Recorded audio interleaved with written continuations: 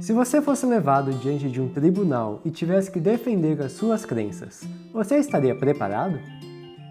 E se você pudesse escolher alguém que estivesse no seu lado para ajudá-lo na defesa, quem você escolheria?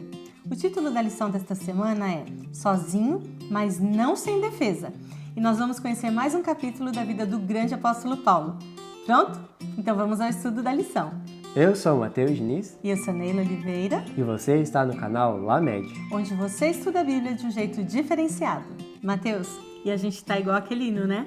Cada vez mais perto. Estamos já bem perto de chegar aos 5.000 e você pode colaborar com a gente. É só se inscrever agora.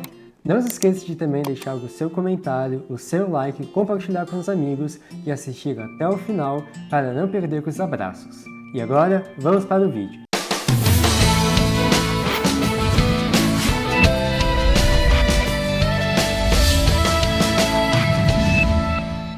O texto-chave dessa semana é uma das mais lindas declarações já feitas. Em sua carta para Timóteo, Paulo demonstrou confiança e paz diante da morte. Ele diz: "Desde agora me está guardada a coroa da justiça que o Senhor, reto juiz, me dará naquele dia. E não somente a mim, mas também a todos que amam a sua vinda."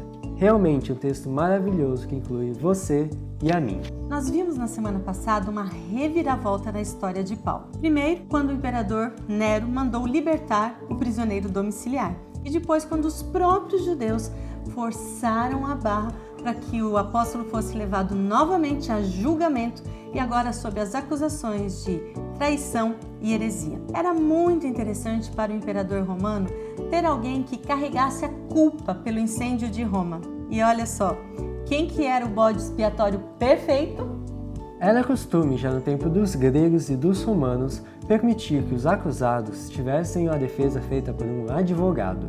A sentença pronunciada pelo tribunal dependia muito da argumentação e do jeito que o advogado faria a defesa. Paulo também teria esse direito, mas ninguém se apresentou para fazer a sua defesa. Sendo assim, ele mesmo decidiu fazer a sua própria defesa. Mas em vez de rogar pela sua vida, ele decidiu falar do assunto favorito dele, a salvação que estava disponível a todos por causa do sacrifício feito por Jesus Cristo. Você consegue imaginar a reação das pessoas que estavam ouvindo Paulo? Este texto nos dá uma ideia. A assembleia nunca tinha ouvido palavras como aquelas. Elas tocaram uma corda que vibrou até mesmo nos corações mais endurecidos.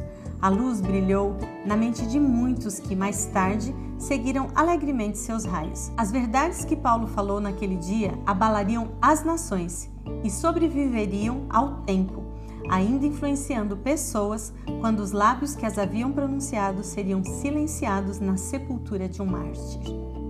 A gente tem aqui um spoiler do que aconteceria com Paulo. Mas o mais interessante mesmo foi a reação de Nero, algo que nenhum livro de história conta, mas que por meio da revelação divina podemos ter.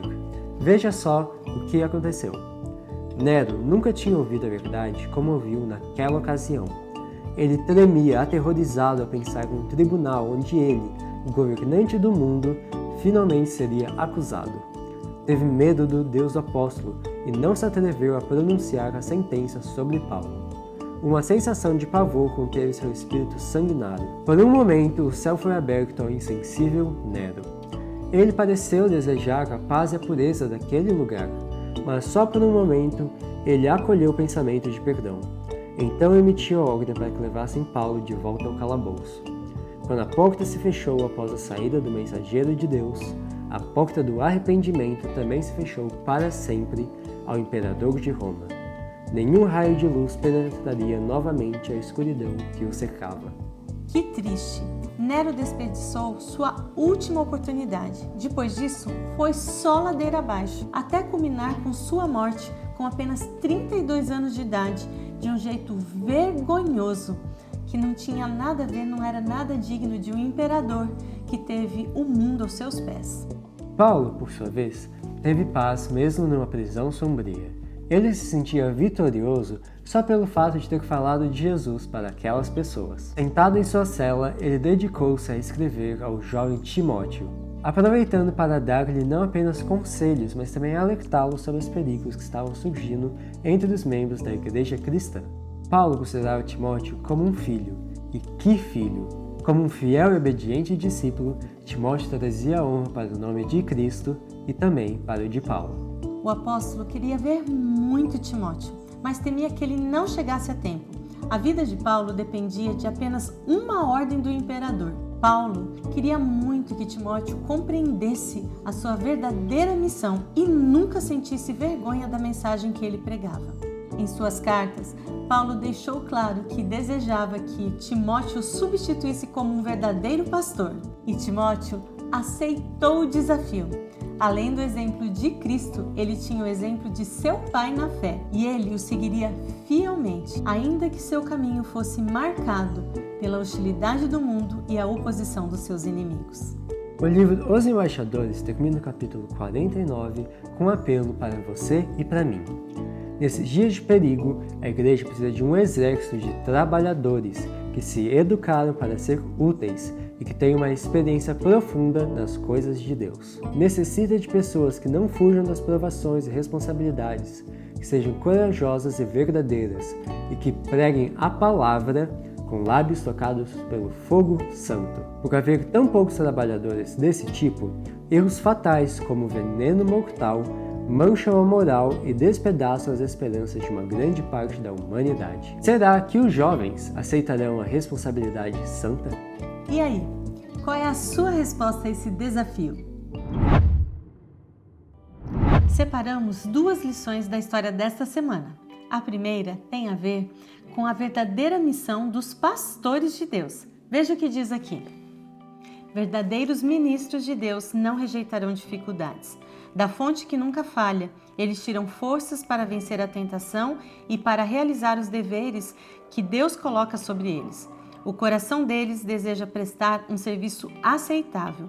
A graça que há em Cristo Jesus os capacita a ser testemunhas fiéis das coisas que ouviram. Eles transmitem esse conhecimento aos cristãos fiéis, que, por sua vez, ensinam outros. Você percebe a responsabilidade aqui? Paulo alertou Timóteo de que haveria falsos ensinadores que tentariam entrar na igreja. E em sua carta, ele coloca ali quais seriam as características que esses falsos mestres apresentariam. Você pode ler em 2 Timóteo 3, 1-5. Só para você ter uma ideia, eles pareceriam piedosos e profundos conhecedores da palavra de Deus.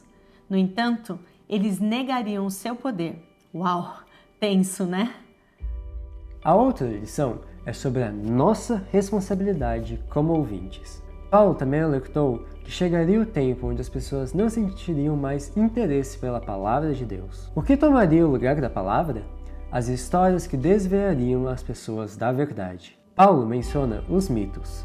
O conselho dado para Timóteo de afastar-se dessas coisas e tomar cuidado com a influência dessas pessoas serve para nós ainda hoje. E aqui está mais um texto de alerta também inspirado. Essas pessoas estão dispostas a ouvir apenas as doutrinas que não repreendem o pecado nem condenam sua vida amante do prazer. Elas escolhem ensinadores que as elogiam e adulam. Entre os que professam ser pastores, há aqueles que pregam opiniões humanas no lugar da palavra de Deus. Diante disso, o que devemos fazer? Permanecer firmes pela verdade. E onde está a verdade? Na palavra de Deus. A Bíblia é uma transcrição da vontade de Deus, uma expressão da sabedoria divina. E como diz aqui, depois que a sabedoria infinita fala, não pode haver dúvidas para o homem solucionar. Deus simplesmente requer obediência. Que bom que você ficou com a gente até o final, porque eu tenho uma surpresa para vocês. Eu vou ficar fora um tempo, vou ter uma viagem e quem vai estar aqui fazendo a parceria com o Matheus é a Larissa. Oi, gente, tudo bem? E ela vai participar já com a gente aqui dos abraços, mandando, como vocês estão acostumados, o abraço para as bases que sempre pedem pra gente. E eu quero começar mandando um abraço para os adolescentes da Igreja Central de Campos dos Goitacazes, no Rio de Janeiro. Beijo para vocês, foi muito bom estar aí com vocês, viu? E também um abraço para a base Geração Esperança da Igreja Mutirão, Pará. Para os adolescentes da Igreja de São Jorge, da cidade de Manaus, Amazonas. Um abraço também para a base Interligados com o Céu da Igreja Rural da cidade de Barro Branco, Minas Gerais. Base Inabalável da Igreja Central, em Brasil Novo, Pará. Um abraço também para a base Mensageiros da Alvorada do distrito Iatai, da cidade de Uruará, Pará. Para a base Teu Poder, da cidade de Espigão do Oeste, Rondônia. Um abraço também para os adolescentes da Igreja Central da cidade de Alta Floresta do Oeste, Rondônia. Para os adolescentes, Charlinho, Mirella, Laureano, Carol, Júlia, Pedro, Pablo e David, da base Aliança Team da cidade de Vila Velha, Espírito Santo. Um abraço também para a base Conectados com Cristo da Igreja Cidade Nova da cidade de Brasil Novo, Pará. E eu vejo vocês no próximo vídeo.